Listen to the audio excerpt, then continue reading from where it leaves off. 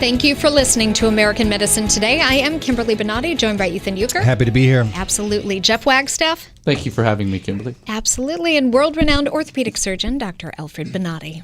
Hello.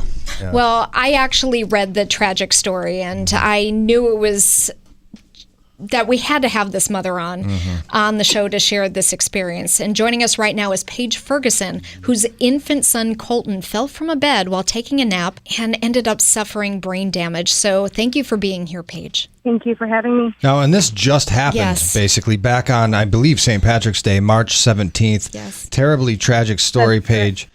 Yeah, so tell us, just take us back to the events that transpired that day. Started off as a really normal day. He tried green beans for the first time and loved them, and we sat outside and played, and it was one of the first really nice days we had here in Arkansas. We went to a friend's house. It was just me, Blake, which is Colton's dad, my friend and her husband, and Colton, and he fell asleep, and he was knocked out, so I put him on the bed and did what a lot of parents do, and I put pillows all the way around him, like the big long body pillows and everything. And I turned around to walk into the next room, standing there for a second, all of a sudden I heard a loud thud, and I immediately heard him start to cry, and we knew immediately when we heard the thud, he had fallen, obviously, and he was crying, and Blake, like I said, Colton's dad, he dropped everything and ran in there. We both did. He got there before I did. Grabbed him, and he was kind of examining his head and everything and looking at him. He's like, well, he's crying, he looks pretty good. And the people that we were with, actually, one of them is a first responder himself. He said, well, he's like, that bump comes out and he's, responding to us. He's like, I think he just bumped his head. Like, he'll be fine. He's like, if you want to get him checked out, you can. And I'm a first-time mom, so immediately I was like, nope, put him in his car seat, let's go. Right. I would rather just be safe than sorry. And I'm really thankful that we did. We got in the car immediately and drove to our nearest emergency room.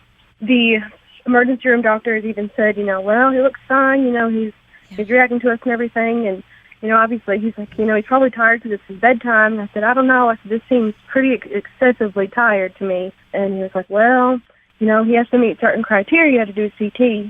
And before he even finished that full sentence, Colton started vomiting. He took him in for the CT. Oh. He came back, I think, before we were even all the way back in our room after the CT, and he said that Colton had fractured his skull and that there was bleeding on the brain. And I remember in the write-up, you say that he was smiling and cooing the entire ride to the hospital, so seemingly He was normal okay. responses. That's one of the things I'll never get over, is that all of this was going on in his head, and you couldn't tell it at all. And that was one of the main reasons that I really shared his stories, because kids fall all the time and hit their heads, and unfortunately babies roll off couches and beds, and I just wanted people to know, no matter how normal and okay your child seems, that's not necessarily the case. As a parent, because I have a daughter, and you try to make those bed rails and different things, or you try to do something makeshift to try to emulate that, and just a total freak accident, and maybe 2 feet off the ground was the fall, and that was it. What happened at that point when they said that he fractured his skull? Obviously they rushed him to surgery. Well, and also, Paige, before you even answer that question, whereabouts was it on the head that he struck his head? It was the left side of his head, and it was a little bit above, like if you follow the top of your ear, it was right above his ear. Wow.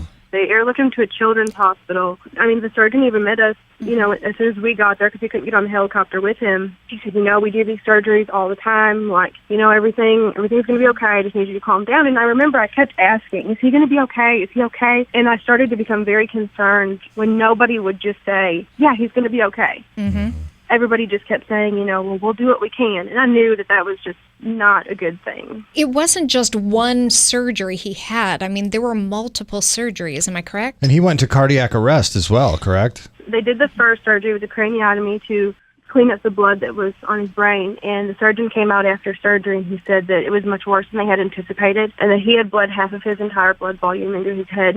And when they released that piece of his skull, because he lost so much blood, his body obviously went in shock and he went into cardiac arrest. So they immediately just kind of abandoned ship, like just put the piece of skull back on, like let's not do anything else, let's just leave it be, get him on the ventilator and just put him in ICU until we can figure out what in the world we're going to do. Obviously your son is very much a fighter. Yeah, the doctor even said that it was a bit of a miraculous recovery given the circumstances of the injury and the prognosis. I mean, they honestly didn't even think that he was going to live, right? And he bounced back so well, he was able to go home. Doctors told us multiple times, your son's not going to live. He's going to die from this. There was at one point where Blake and I sat down and discussed whether we were going to cremate him or bury him or what cemetery we were going to go to. And, I mean, they got to the point where things were really, really bad. This just happened in March, so we're we're a couple months ago. And then they're saying as he gets older, he may have cerebral palsy. Looking at his MRI, they can tell that the only thing that he really has left is his cerebellum and his brainstem. So they know for a certainty he's going to have that. And they just, I guess, the way that it was explained to me is that they just technically can't call it that right now. Okay. Like they have to be a certain age before you can actually call it cerebral palsy. It's too early. Sure. Because he was not born with it. What are some of the things that Colton used to do that he's unable to do now? He doesn't sit up or try to hold his bottle. He doesn't really hold eye contact very well. He can't really move his arms very well. Kicks his legs like crazy, but his arms he just doesn't do very well with. Severe epilepsy? Yes. Too? Yeah. Yes, he has very severe epilepsy. We actually just got out of the hospital. We were hospitalized again and came home yesterday. Wow.